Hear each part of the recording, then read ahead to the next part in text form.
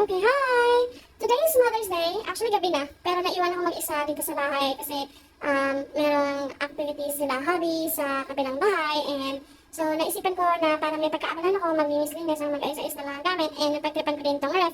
Although, hindi na namin nadagdagan yung mga laman nito kasi dahil medyo busy kami lately and tuwing weekend naman na wala kami pasok, maalis kami, pumunta kami doon sa parents ko. May bisita kami doon. So, ayun, bago ko ipakita yung laman ng ref, gusto ko lang muna i-share itong ref magnet namin na nag-iisa lang talaga siya. Bicol, Philippines. So, saan ba galing to? Binigay sa amin ng aming magandang client, na aking local client na si Miss S. Thank you so much po for this. Kasama ng mga Bicol delicacies ang sasarap. So, thank you so much po sa pag-share nun sa amin. Baka ba kami napadpad doon kasi meron pa kaming isang magandang client din na galing sa US na binisita niya kami dito sa Philippines. So, unang-unang nakita kami ni Miss V sa Naiya.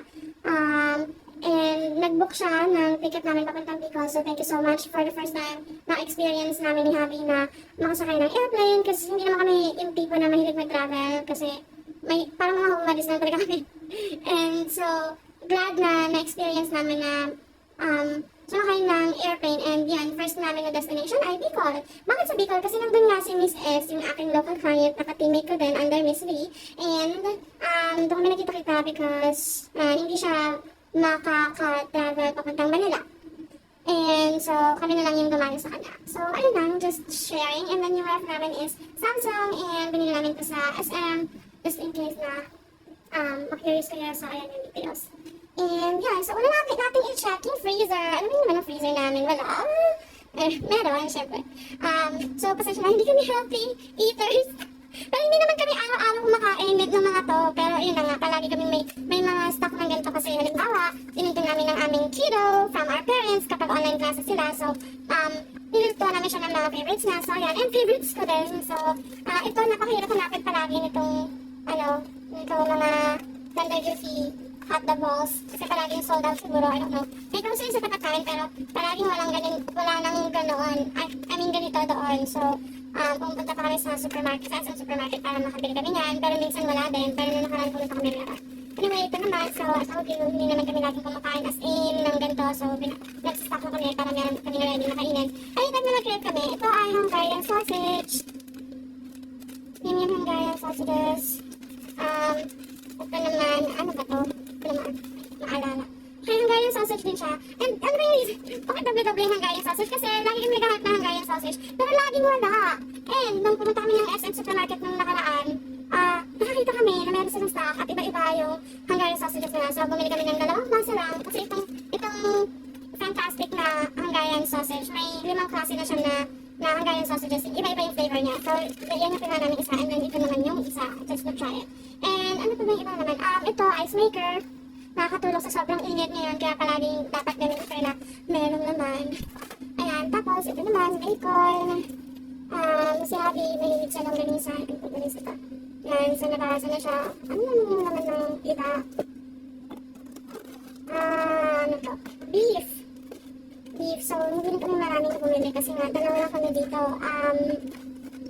Bibili lang kami ng marami pag may mga bisita kami.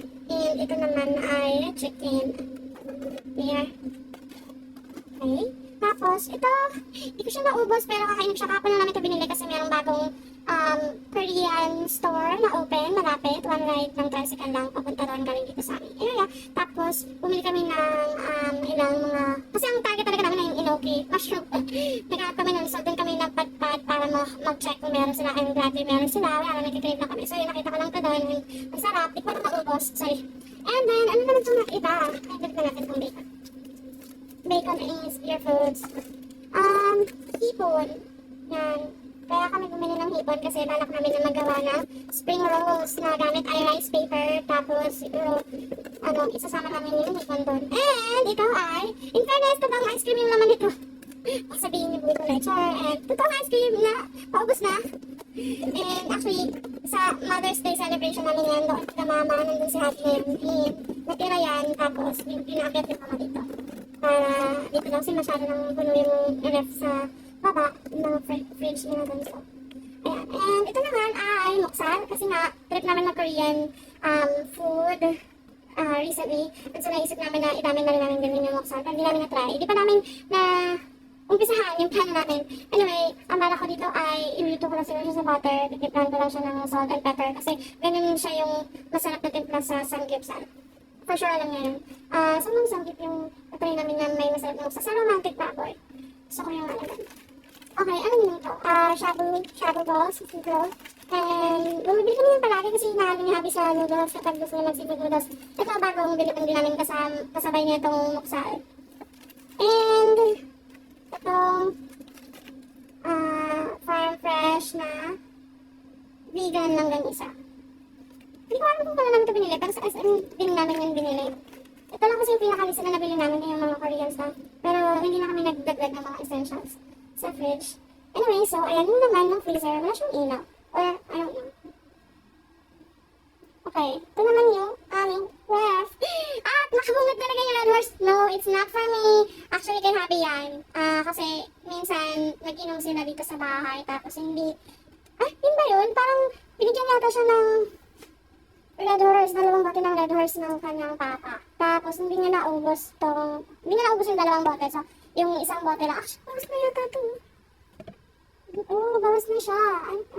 Hanggang ganito lang yung laman niya. Parang kung nakikita niya. Sa tingin ko, bawas na siya. Tapos binalik lang ni Habi yung packet.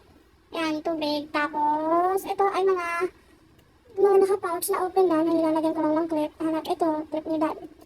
Palaman. Kimchi! And, oh my gosh. Tomato paste. Yung tomato paste kasi, nagluto kami ng tomato pasta. Cream tomato pasta. So, meron siyang tomatoes and then tomato paste. Tapos, nasa cream. And, carnation and that. So, and iba pang ingredients. Ito naman is otogi tartar sauce. Kasabay din yan ng mga muksal, binili namin. Tapos, ito ay nakuha namin ng buy one take one sa Robinsons. Easy Mart. And, good deal siya. Hindi ko lang matandaan kung magkano namin siya nabili. Basta, good deal yan. Kaya binili namin. And then ito, palagi naman kung gusto ko may ganito sa ref. Hindi naman, isa na nga lang ito eh. Usually, bumibili lang ako ng dalawa, tatlo. Para kapag parang upset yung chan ko. Parang nakakatulong kasi siya sa akin. Yung blueberry. Ito, vanilla. Para pag mag-trip kong gumawa ng dessert or ng leche flan. And then ito, Alpine. Iniinom ko siya kapag umaga. Pero this time, hindi ko siya nainom. Pero binawasan siya kanina ni Habi dahil nilagay niya sa avocado. Okay, ito naman yung carnation wrap. Binawasan na namin to. Kasi yun nga yung sa pasta. And ito, yung cheese para sa kapag samgyup or nag-grill. And then, ito din, para sa chan ko kapag upset yung chan ko. The lights. Actually, parang sila ng Yakult gusto ko. Pero yung bumili kami walang Yakult dun sa Robinsons din. Okay, ito naman ay strawberry preserve. Okay, from Bottle. And binigay yan ng girlfriend ng kapatid ko. Tapos, mauubos na aming peanut butter. Di naman kami totally sobrang fan ng peanut butter na pang palaman. Pero ginagamit namin siya for kare-kare. So, kaya may peanut butter kami palagi kasi kung nagluluto kami ng kare-kare minsan. Pero ang trip namin sa kare-kare ay yung crispy kare-kare. Okay, yung binabagnet muna. Kasi ito, mahilig kasi ako sa mga creamy. So, kaya gusto ko itong Arla na milky cheesy spread. Tapos, mahilig din ako sa mayonnaise. Pinapalaman ko siya or ginagawa namin siyang pang dip. Tinitimpla namin siya sa mga dip. Yan. And Nutella, hindi ako masyadong mahilig sa matamis, pero I like Nutella. And also kapag nandito yung aming kiddo, yung pinapalaman namin sa tinapay niya paminsan, or minsan pinalalagay sa dessert. And then, Alaska wrap, kaya may Alaska wrap palagi kahit isa lang kasi minsan pag gusto namin magsopas. And ito naman, natutulog siya, talaga ito spice up, chili, garlic oil. Binibenta ito ng friend ni Daddy, so hindi ko alam yung pangalan niya, so hindi ko natanong si Daddy. Pero shout out to the makers of Spice Up kasi ang sarap. So kaya may tatlo kaming stock neto dito sa bahay. Yung isa yung isa kakaubos lang, yung isa kalahati na, kasi ito ay hindi pa namin nabubuksan. Tapos margarine, kasi kapag magluto kami ng something na gusto namin ay may halong butter or margarine para kayo. Ito naman, yung rice papers. Oh, sorry. Yung aming rice papers. Ang hirap kasi maghanap sa grocery, parang palaging wala. Siguro dahil nauso yung mga video ng mga vloggers na gumagawa sila ng mga fresh spring rolls. So, kaya yun. Well, actually, doon naman din kami nakakuha ng inspiration kung bakit gusto namin gumawa ng fresh spring rolls. Kaya, bumili kami nito. Binili ni Daddy sa Shopee. And na-deliver naman siya agad. And ito ay lagayan ng egg trays, pero hindi namin siya ginagamit kasi hindi namin nilalagay yung mga eggs namin dito sa fridge. Dahil sabi this, marami kasi kami ng isang group sa Facebook, tapos doon namin natutunan na, yun, hindi nilalagay yung eggs sa fridge kung hindi pa naman gagamitin. So, ito naman, masarap kasi ito eh, yung jelly na, parang siyang juice, pero jelly. Alam niyo ba yung pambata na nilalagay ng straw, yung sobrang soft na gelatin, o jelly eggs, parang ganun. Pero, ayan siya, gel, collagen, iba-iba siya kasi, meron ito, vitamins A, C, and E, grapes na flavor, ito ay strawberry and grapes, green grapes, tapos, ito naman ay apple flavor, glutathione. Pero actually, tip ko lang talaga yung mga lasa niyan, ito yung favorite ko, kaya palagi kami may stock na, kasi nung nakaraan bumili kami, siya, naka-buy one, take one siya. Hindi siya totally buy one take one. Pag bumili ka ng 6, saka mo lang ma-avail yung buy one get one. Parang buy one take one na rin siya kasi kapag bumili ka ng 6, you can get, pinayapa ko ba sa ko buy 6 get 6, ayun. Okay, ito naman ay yung Fit and Right. Yeah. Hindi ako nag-diet pero nakahanap ako kasi ng bundle na yung bibilin mo siya 4 yan eh, tapos nakabundle na siya, tapos makuha mo siya ng discounted price. Siyempre, wise dapat tayo, bibili tayo ng mga nakabundle kasi mas mura. Ayun, at ito, syempre, siguro naman sa inyo din, may experience kayo na may mga tela-tela kayong pagkain. So dito naman kami nag-stock ng mga tela-tela pagkain. Ito lang kanina sa dulo ay salsa talaga ito. Salsa ba? Yan. Yan? Halo-halong onion, tomatoes, cucumber, at saka mangga. Ay, no. Ito ay, hindi ice cream naman yan, kasi wala siya sa freezer. Pero ang naman niya ay cake. Let's see. Ayan siya. Ayan, ganun cake. Sorry, yung gulo na niya. Pero, ayan. Kasi galing to doon nung umuwi kami sa parents ko. Nag-birthday si mama, tapos bumili kami ng cake, and then ito, nagbaon ako ng cake kasi hindi din sila masyado mahilig doon sa matamis. So, kaya, nagbaon ako ng 3 slices, pero dahil nagbiyahe kami sa, ayan, na siya. Magkaganyan. Anyway, kakainin pa rin namin yan, no? Hindi sa panahon tayo nagsasayin ng pagkain. So, ayan. Next naman is itong fish cake. Kasabay ito ng moksal, pero mauubos na namin siya. Less than half na lang inumin niya. Okay, ito naman ay yung mga butter stick.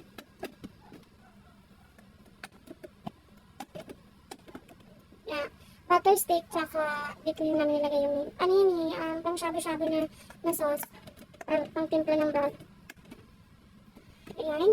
And, meron din kami Chinese sausage. Actually, hindi naman ito kailangan i-ref, pero dahil na-open ko na siya, kaya nilagay ko siya dito sa ref, kasi ayoko mapuntahan siya ng mga insekto. Matamis kasi siya, tapos sobrang tapang lang ng lasa niya, so hindi siya namin agad mauubos. Pero I think masarap siya pang fried rice or chopan.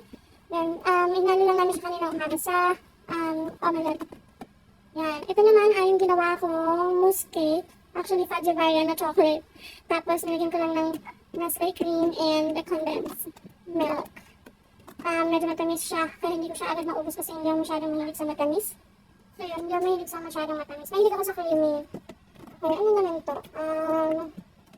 Drinks, queso de bola. Ibang sila din yan, pero dinalit lang namin siya ulit sa box. Tapos, nilagyan pa rin namin siya sa box na. And, ito naman tayo sa next na layer. Okay, meron kaming stock ng Coke Zero. Ay, nung hindi na masyadong okay kapag matagal na siya ng stock. Pero mabilis naman niya nauubos kasi mahilig si Habi sa soft drinks. Pantanggal ng umay niya. Ako hindi masyado, pero minum din ako niyan. Tapos, ito naman, ito yung pasta. Okay, hindi lang namin naubos and nag-dry na siya. So, kapag iinitin namin yan, pagkakainin namin siya, magtitimpla kami ng panibagong sauce niya. That way, masarap pa rin siya. Siyempre, gumagamit kami ng serving spoon kapag hindi pa namin nauubos yung pagkain para hindi siya masasira. So, that way, fresh pa rin siya kapag ininit namin siya. Ayan, tapos ito, baka ma-curious kayo. Kalamansi yan, nanilagay lang namin dito sa lagayan kasi may water. And, gagawin hindi ko kasi alam paano ko siya makapanatiling fresh. Kasi kapag nakalagay lang siya sa may, sabihin ko sa moist fresh zone, nadadry pa rin siya. Tapos kapag naman nilabas ko siya, natutuyo talaga siya as in nilalanta.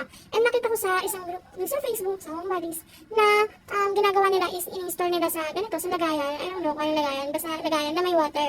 Tapos makapanatili daw niya na fresh yung calamansi. Anyway, ang lang naman nilinis ko ng calamansi para pag may trip kaming sausawan or timplahan yan. Ito naman ay parmesan cheese, nilagay ko lang siya dito.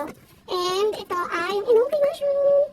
So, kinuha ko rin yung tip ng pag-store ng mga veggies. And I'm not sure if I'm doing it right or kung tama rin ba to sa inoki mushroom. Pero ang ginawa ko is yung sa nakita kong advice for vegetable ay, for vegetable storage ay ilagay sa ganitong lagayan, storage box, Tupperware, lagyan ng tissue sa ilalim and sa ibabaw. Kasi that way, yung moisture niya, yung moist na nire-release niya, napupunta doon sa tissue instead na mababalik sa kanya. So, hindi siya malalanta na yung nalalata. I think familiar kayo sa Simply Ito. Ito naman ay mga cheese sticks. Ililipat ko ito ng lagayan. Yan, so mga cheese sticks yan na hindi pa namin napiprito. Piniprito namin kapag trip namin. Tapos, ito naman ay, hindi din to ice cream, huwag tayong nagpapaloko. Ito ay mga gulay din siya. So, same way ng pag-store ko. Actually, yung nabasa ko dun sa group is kapag carrots, yung iba doon, nilalagay talaga nila sa may water din. Pero, hindi ko sure, hindi ko pa yung na-try. Na-try ko na yung carrots na hindi nakababad sa water, yung dry lang siya ng ganyan. Hindi siya nasisira, as long as nasa ref, and hindi basa, hindi siya nalalata. Kasi parang, napansin ko, since, yung component niya is mostly water, so kaya pag ganon, parang natutunaw siya, nadi-dissolve siya sa water. Parang gano'n. Ayun. So, kaya, ginawa ko na lang yung katulad ng advice sa ibang vegetable, sa leafy vegetables, yung in-air dry, tapos nilalagyan ng tissue sa storage box. Gano'n. Tapos, ito naman yung last na part, ay yung moist fresh zone. So, lahat sila ay ng storage boxes, or Tupperwares, or paano man, Tupperware, wala. Okay, ito ay yung tinapang ko din siya. Look. Masarap kasi yan sa pasta and sa mga ganyan kasi hindi namin yung gulay. Or sa mga something fresh like spring rolls na fresh. Ito naman ay, what's this? Kanina ko lang siya inayos ko rin. Mangga at saka bell pepper and I'm not sure kung tama bang paghaluin sila. Anyway, kakainin na rin naman namin ng mangga. Hindi ko kasi usually ginagawa namin na juice. Nilalagyan namin siya ng gatas. Durog namin siya. Nagtitimpla kami ng juice. Nilalagyan namin ng gatas. Ang sarap. Okay, ito naman. Ang laman nito ay yung avocado na nabuksan na. At saka pipino. Look. Ayos itong avocado na ganyan talaga color. And hindi natanggal na yung buto. But it's definitely okay. And then pipino. Okay. And okay, ito na siya sa taas. And lastly, ito ay